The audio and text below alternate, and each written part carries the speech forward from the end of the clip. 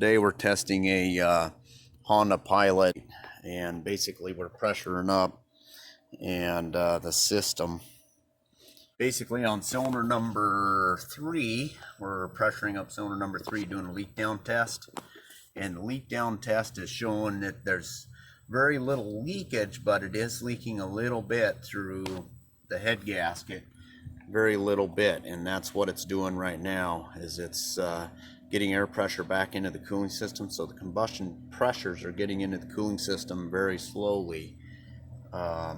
So basically it's either a head gasket or a cracked cylinder head.